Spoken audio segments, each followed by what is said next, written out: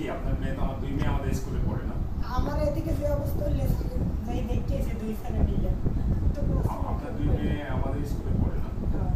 আমার এখন বর্তমানে কি সমস্যা আমার মেয়ের সমস্যা আমি সপ্তাহে 2 দিন মেডিকেল 220 টাকা এনে দেওয়া হয় জমা এবার বেশি করি এই দেওয়ালে ভালো এই দেখতে পারবে এই দেখতে পারবে এত বেশি করি তারপর এই নিয়ে আমি এবার সমস্যা কষ্টটা পড়ে আমরা তো দেখি অনেক সময়, কারণ দীর্ঘদিন ধরে আপনার মেয়ে আমাদের স্কুলে পড়ে, তো প্রথম ছাত্রী, তো সেই হিসাবে আপনি যে ভ্যানে করে দেখি সবসময় শাকসবজি বিক্রি করে করে ধরেন, জীবন তো অনেক কঠিন না, অনেক কষ্ট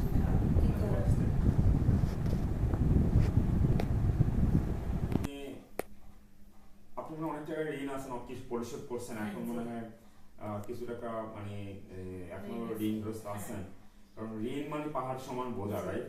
মানে ঋণ থাকলে সে ঋণগ্রস্ত মানুষ বুঝে যে কত কষ্ট, মানুষের প্রেশার, নিজের টেনশন থাকে, না দেখতে পারলে অনেক খারাপ কথা কয়। তো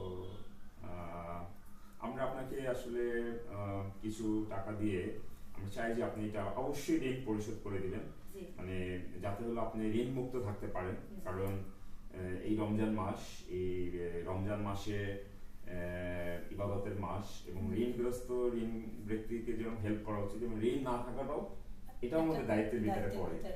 তো আমরা সেই সুযোগটাই আমরা কাজে লাগাচ্ছি, যাতে আমরা একটা মানুষের যারা ঋণগ্রস্ত মানুষের পাশে দাঁড়াতে পারি। তো আমরা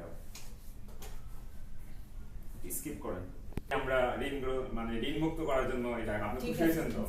দেখি 1 2 3 4 5 6 7 8 9 10 11 12 13 14 15 16 আপনি কি করবেন তাহলে এটা দিয়ে? এটা দিয়ে ঋণ কিছুটা পরিশোধ করে দেন এক লাগে দিয়ে।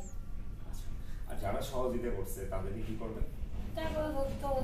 দোয়া করবো, আর তারা দোয়া পাবে, তারপরেও আসলে আপনাদের দোয়া খুব কাজে লাগবে, কারণ আপনারা খুব পরিশ্রমী মানুষ। তারা ডাক দিলে আসবো, আর করণীয় তো আমার আর কিছু নেই, এটাই আছে।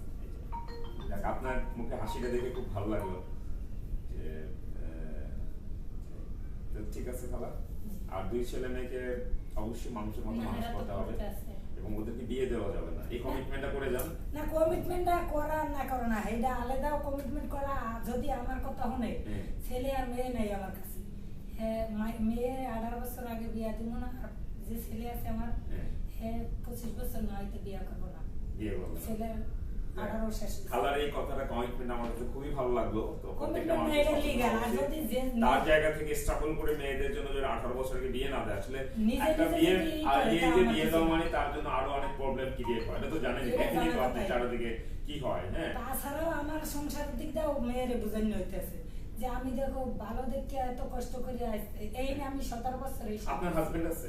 আছে, অসুস্থ। এই 17 বছর আমি এই নিয়ে থাকতেছি। রাগও আমি বাড়ি টেনছি, জাহাজে জাহাজকে মালে উঠেছি, যোগানি দিছি, অন্য সব মানুষের তো চাইতো গাই, এভাবেও মেয়েরে বুঝানো হয়। তারপর সে কথা না হন্ডা আমার কিছু, এদিকে তো রাগই দিলাম না, এই যে তুই ওই চন্ডী